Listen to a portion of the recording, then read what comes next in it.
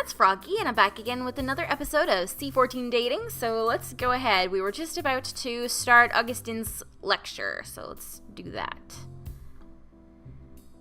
There were about 30 faces, and I wondered how the camping grounds would contain them all. They fell silent when Augustine began to speak. Although I picked up keywords such as archaeology, grotte, and sediment, much of it was lost on me. He repeated calcaire a lot too. However, his gestures were vibrant, and I sensed the passion behind his voice. It got me looking forward to excavating tomorrow.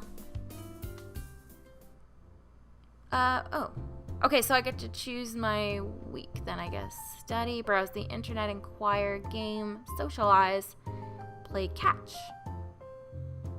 Okay, let's socialize. Play catch, study, browse the internet, inquire, game. Oh, wait. When do I get to do excavation and stuff? Game, inquire, socialize. Tough choices. Okay, well, let's get to know people around here.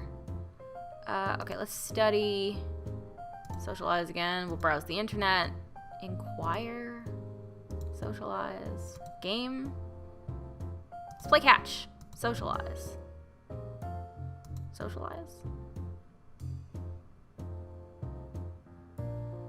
I don't know, okay, let's inquire, game, socialize. Ooh! Weekend. Okay. We have dance, explore the town, explore the museum, email. We should email home. I have no idea what I'm doing, by the way, so let's dance. No, we should, hold on. Let's explore the town in the afternoon and we'll dance at night. Okay. That looks good to me, I guess. We want to get to know people, so let's do that. Like Sherry said, there was another lecture in the morning, complete with a whiteboard and Augustine demonstrating how to use a trowel. It was all in French, and Sherry was kind enough to translate some key phrases or remind me that I covered this with her before the trip. The students were divided, with one half, me included, to head for the cave while the other group would stay behind for lab work. The walk to the cave was roughly 10 minutes, passing through a narrow path in the sloped woods. The thicker sections had cement stairs installed, along with handles to prevent slipping. When we reached an ordinary-looking shed, Augustine pulled out his keys. I realized that this was the cave entrance, or at least the artificial part of it. Once you are inside, please spread out so I can explain how to wet screen. He repeated the instructions in French as we filed through one by one. There was a raised counter in the middle with plastic containers suspended on wooden supports. So this is where the wet screening takes place. Looks like it can only fit 2 people at a time. I wonder how often it'll be used. Augustine demonstrated by lowering an empty metal sieve into a plastic container. Grabbing a hose, he mimed washing the screen and rooting through pretend dirt. As much as I tried to pay attention, the language barrier tested my focus, and my eyes started to wander. Check out the posters, look down, stay focused. Let's check out the posters, I guess. I don't know. Posters depicted sedimentary layers, cave bearers, and even proudly displayed pictures of previous excavations. They were definitely useful for references. If I could read French. Okay. Ours de caverne must mean cave bear. At least I figured that one out. A shuffle brought me back to attention, and people were gathering buckets, tools, and knee pads. I followed and carried everything in my own bucket, including a sheet of paper encased with a plastic bag. The real entrance to the cave opened, leading to a narrow industrial catwalk suspended over the abyss. Once I walked through, the temperature dropped to a cool chill, and I zipped up my hoodie. Augustine directed students to various locations while Sherry carefully slipped by, and I followed. The cave opened up further with numerous stalactites and stalagmites everywhere. The catwalk railing disappeared where the ladders connected. or when it branched off into other segments of the cave. Sherry, where will I dig? Sherry leaned over the railing and pointed to one of the deeper parts. You'll be digging here. It is 125,000-year-old layer, the very same one where they discovered the Neanderthal mandible. What? I'll be digging in such an important place already? Despite my nerves, I felt giddy inside. Sherry climbed down the ladder, and I trailed behind her.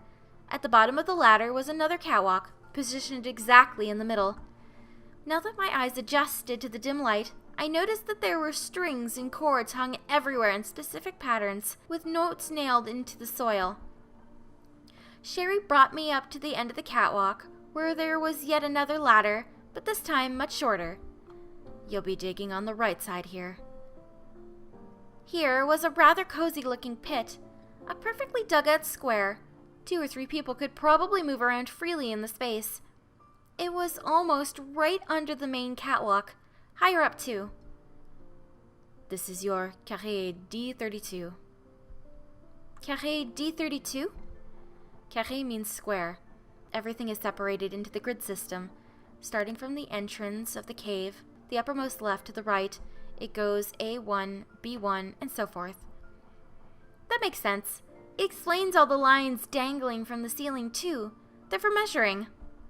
Correct. Shall we take a closer look? The photographs for this row should be done already. I'll be right back. You can go ahead and set your items down. She retreated while I placed the bucket next to the shorter ladder. I descended, then grabbed the tools before I hopped off the last step. The layer I would be working on was mostly dirt, with odd large rocks sticking out here and there. It would be easy to dig. By the time Sherry returned, I already had my knee pads out and the piece of paper next to me. Here we are, a picture of your square. She handed it to me. I could tell it was printed off in the highest resolution possible, fully inked and glossy. What do we use this photograph for? First things first, we distinguish each layer and outline on it in the photograph. Once Augustine or myself check it over, you can go ahead and start excavating. This picture is an irreplaceable reference, and you'll find yourself relying on it often. Please don't lose it or get it tarnished. Sadly, Augustine is short-staffed at the moment. I'll be helping the other students since most are new to this too. Is there anything that you'd like to go over? Type of excavation, the details regarding the document paper, what to do once you find an artifact or bone, handling each layer. I think I got it. Okay, so type of excavation. I've always heard about horizontal digging, but vertical? It was Augustine's idea. Stratigraphy, the study of rock layers, is extremely important, and this excavation method ensures that each layer is examined in great detail. It's also easier to compare the strata when you can view it as a whole. If you want to know about the cave in general, or its stratigraphical approaches, you can ask Hendrik when he arrives. He's the resident geologist and Augustine's nephew. Okay, Hendrik, the details regarding the document paper. What is this? I quickly glanced at the first word at the top. Fiche thing exactly. I know we've gone over how it's used to record finds, but I flipped it open, seeing a coordinate grid with a 0 in the left corner and ending in 100 for both X and Y axis. It looks complicated. That. A little bit of math will come into play. You'll be measuring where you find the remains using both X and Y along the altitude Z. X runs parallel to the entrance, while Y goes from front to back.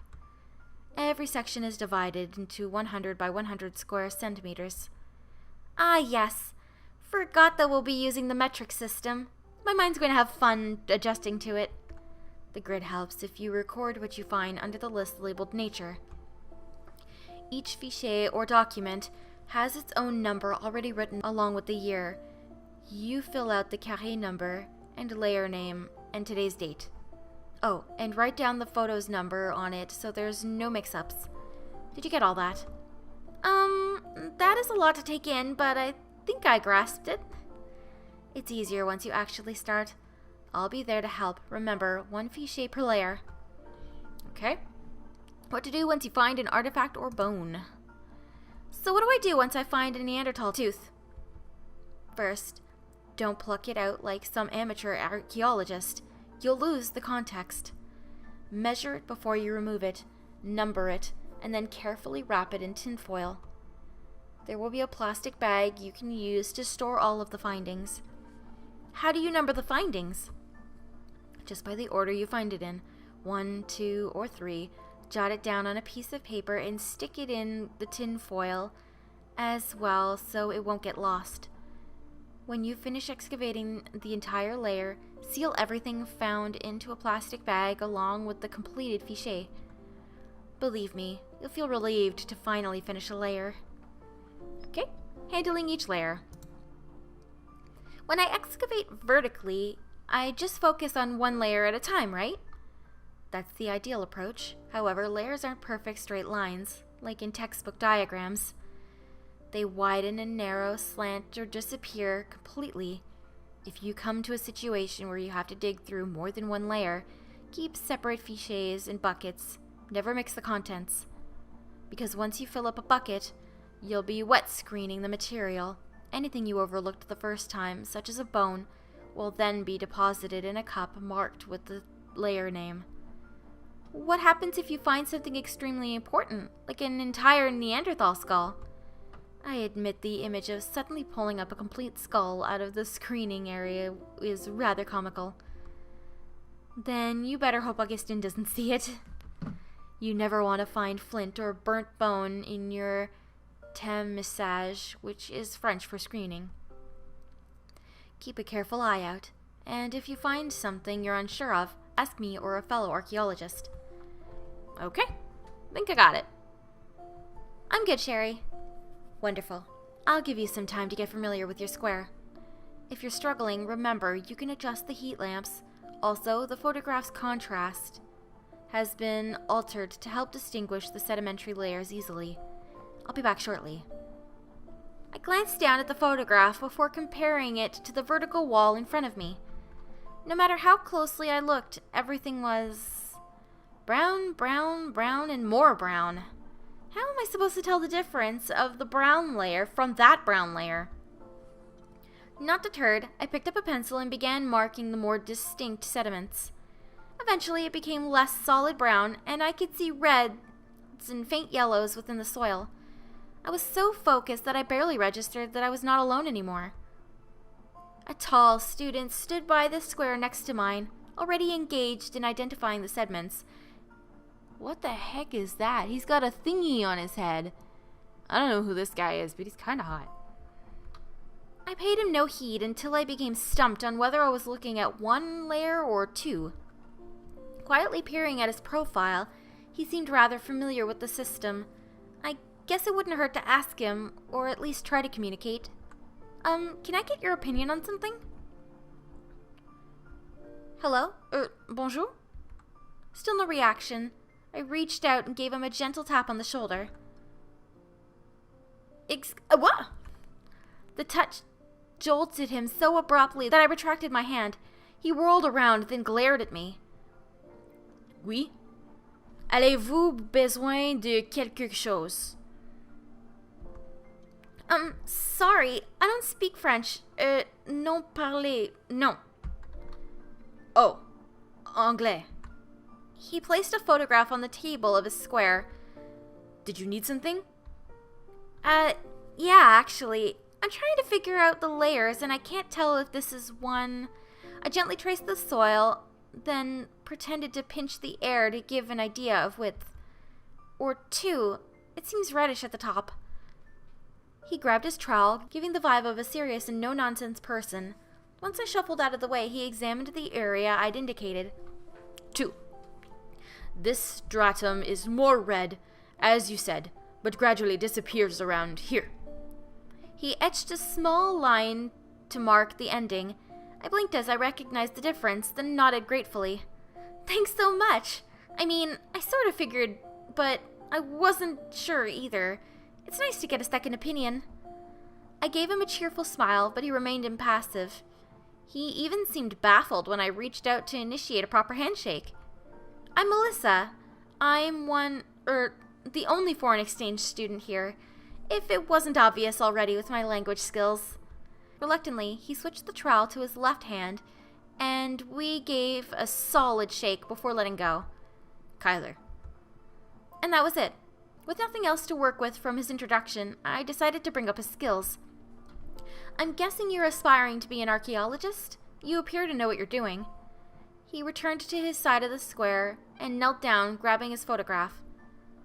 Yes, this is my 4th time here, so I am acquainted with the subject. And you, especially since you're not from around here. Well, I'm still deciding. I'm pretty serious about it. We are serious about this. Of course. I did come all the way from California to experience this firsthand. I also love the idea of working on such an old archaeological site. I'm surprised that they assigned me to excavate a 125,000 layer.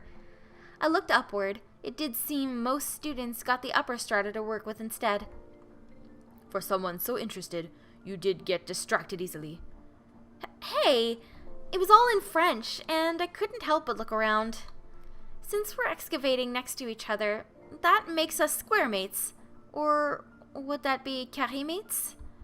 Either way, I look forward to working alongside with you. He looked confused, but simply gave a mechanical nod.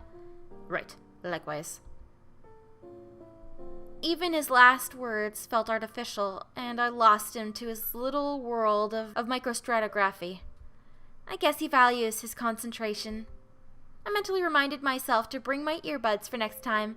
I had a feeling we wouldn't be making much small talk outside of excavations. And I'm going to go ahead and end this episode here for today. Hope you guys enjoyed it. If you want to see more videos from me, then don't forget to like, comment, and subscribe. Thanks for watching.